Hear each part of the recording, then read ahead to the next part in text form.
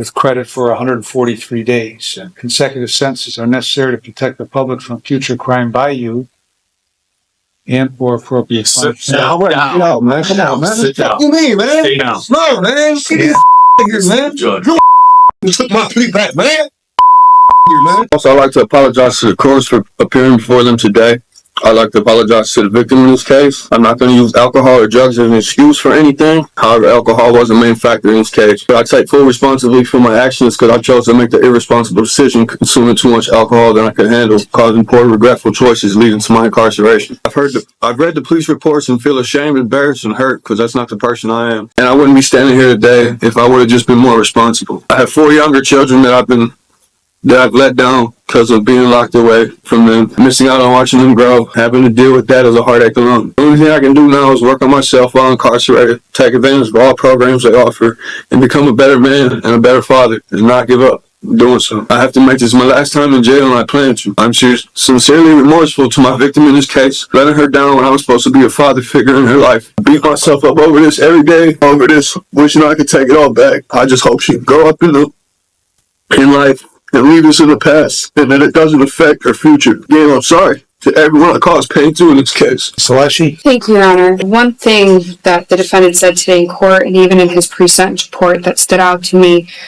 is that he was supposed to be a loving and caring father. And I couldn't agree more with that. He should have been someone that the victim could trust and rely on for protection and guidance. And instead, he used his role as a parental figure to manipulate her, exploit her, and violate her. When this happened, the victim was just 13 years old, 13 years and 8 months to be exact. And as much as the defendant wants to talk about the other children in his life, when the defendant committed this offense, it was done in his home, in her home, with his other children present. Not only that, his 4-year-old Sarah and the 7-year-old Ben actually observed the defendant engaging in the kissing and the touching of the victim's erogenous zones. Later, when the defendant went into the victim's bedroom to engage in the sexual conduct, a 1-year-old was sleeping in the pack and play next to her, and there was a 3-year-old in the room who was awake on her phone, according to the victim. And while there is a jointly recommended sentence here, the state believes it's essential to highlight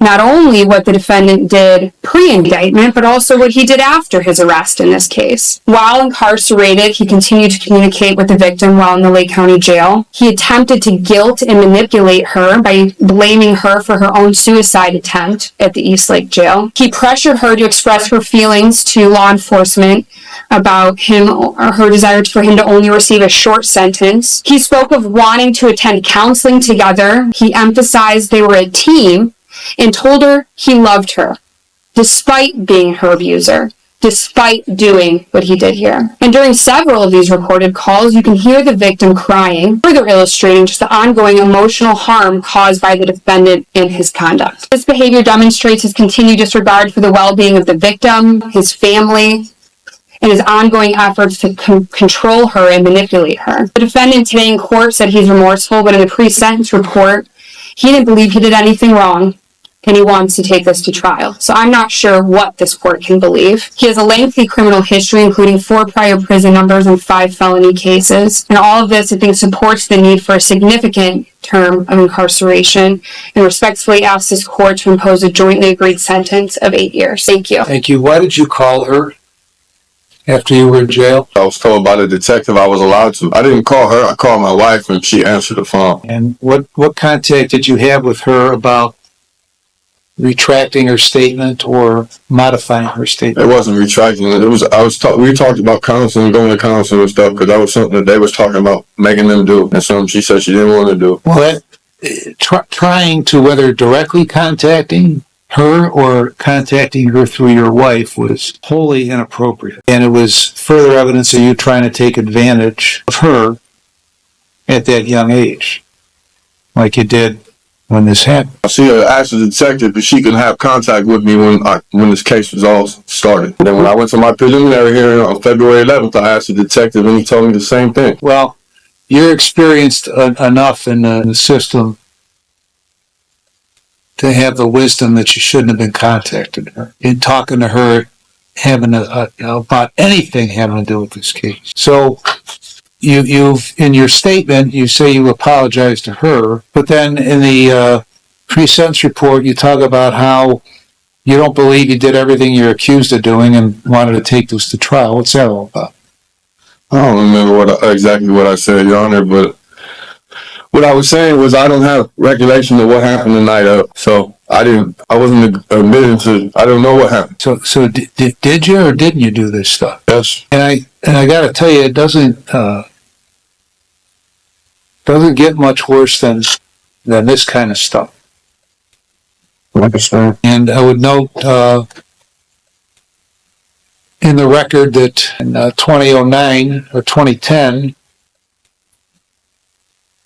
you were sentenced to prison on a burglary, released on judicial release, and then returned to prison after a violation of the judicial release. And you were released January 7th of 13. You went back to prison on another case on May 1st of 13 and got out in August. Went to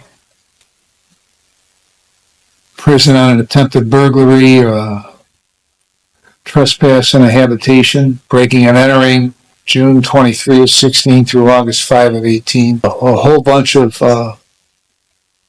theft offenses between that last prison sentence and where you are today. You've had a lifetime of criminal activity, but none worse than what has occurred here. I've reviewed the pre-sentence report and a victim impact statement. I've considered what you have said, what counsel has said, and I've also considered that they've made a joint recommendation of 96 months in prison. And so on count, and I've considered all the provisions in 29, 29, 11, 29, 29, 12, 13, and 14.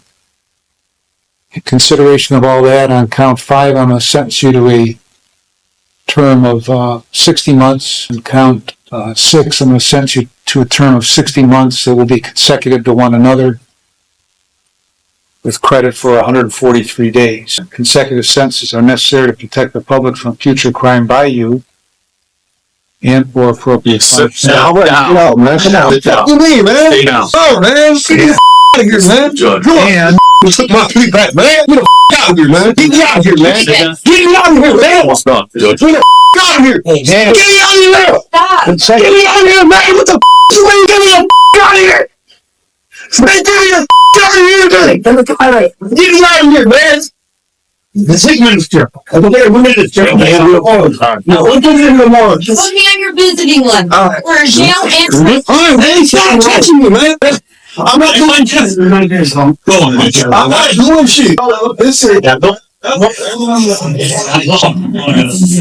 all right, consecutive sentences are necessary to protect the public from future crime by the defendant and for appropriate punishment, and they are very proportionate to the seriousness of the conduct and the danger that he poses to the public. And his history of criminal conduct demonstrates that consecutive sentences are necessary to protect the public from future crime by the defendant. Costs are assessed. The remaining charges are dismissed. Anything else, Ms. Alessi? Your Honor, thank you. Mr. Watson? Nothing further, Your Honor. All right.